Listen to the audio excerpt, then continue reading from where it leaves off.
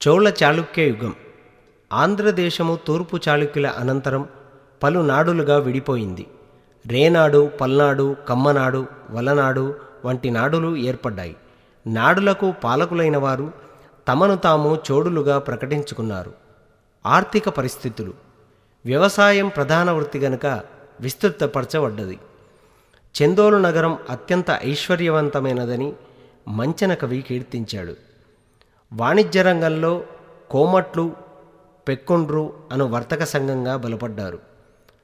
లావాదేవీలలో జయమాత, బిరుదుమాత, కులోత్తంగ గద్వానము, రూక మరియు చిన్నము వంటి నాణ్యములు చలామణిలోకి వచ్చాయి. మాద బంగారు నాణెం కాగా రూక వెండి నాణెమైంది. సామాజిక పరిస్థితులు: అష్టాదశ వర్ణాలు, 18 ఉపకులాలు వివిధ వృత్తుల వల్ల ఏర్పడ్డాయి. బ్రాహ్మణులలో కమ్మనాడు, వేగినాడు, మురికినాడు మరియు అరకాలు, నియోగులు అను శాఖలు ఏర్పడ్డాయి. ఆ వ్యవసాయ వృత్తిగా ఉన్న కులములలో ముఖ్యంగా కాపులు, కమ్మ, వెలమ, రెడ్డి తెగలు ఏర్పడ్డాయి. వీరభూస్వాములుగా బలపడి పాలకవర్గాలు అయినాయి. మత పరిణామాలు: బౌద్ధం పూర్తిగా అంతరించింది. శైవ మతంతో పాటుగా వైష్ణవం బలపడ్డది.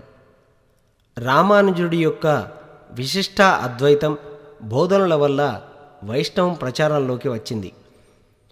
మంచన కవి కేయూర బాహుచరిత్రలో కొమ్మన మంత్రి అనునతడు 32 క్షేత్రాల్లో విష్ణువు విగ్రహాలను ప్రతిష్ఠించినట్లు తెలియజేశాడు.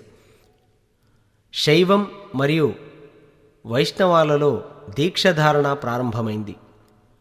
కాపాలిక వ్రతం మహావ్రతంగా మారింది.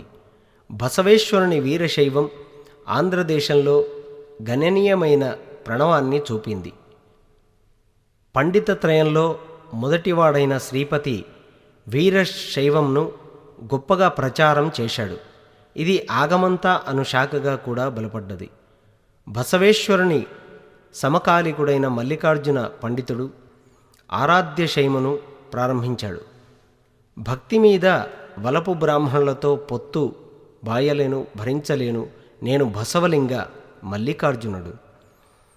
వైష్ణవంలో పల్నాటి బ్రహ్మనాయుడు గొప్ప సంస్కర్తగా అవతరించాడు. బసవేశ్వరుని వలె వర్ణ వ్యత్యాసములను వ్యతిరేకంగా వీర వైష్ణవును ప్రచారం చేశాడు. వర్ణాంతర వివాహాలను ప్రోత్సహించాడు. మాచెర్లలోని చెన్నకేశవాలయంలో పంచములకు అనగా అంటరాని వారికి కూడా ప్రవేశాన్ని కలిగించాడు. అన్ని కులాలు కలిసి సహపంక్తి భోజనం చేయు పద్ధతి చాప క్రింద కోడును ప్రవేశపెట్టారు. బ్రహ్మనాయుడి చర్యల వల్ల పంచములలో వైష్ణవం పాటించే దాసరులు ఏర్పడ్డారు.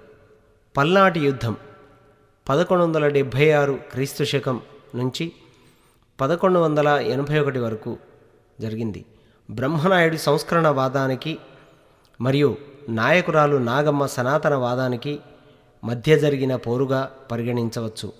ఆంధ్ర కురుక్షేత్రం అను పిలువబడ్డ యుద్ధంలో శైవ వైష్ణవ ఘర్షణ కూడా కనబడుతుంది. పల్నాటి వీర చరిత్రను శ్రీనాథుడు రచించాడు. నలగాముడు మరియు మలిదేవులు మధ్య ప్రారంభమైన పోరులో బ్రహ్మనాయుడి కొడుకు బాలచంద్రుడు మరణించాడు. యుద్ధం చివరికి సనాతనవాదానికి, శైవ మరియు వైష్ణవ ఘర్షణ సమాజంలో అశాంతికి కారణమైంది. ఈ యుగానికి చెందిన తిక్కన మహాకవి ఈ సామాజిక సమస్యకు పరిష్కారంగానే స్మార్త ఉద్యమమును ప్రారంభించాడు.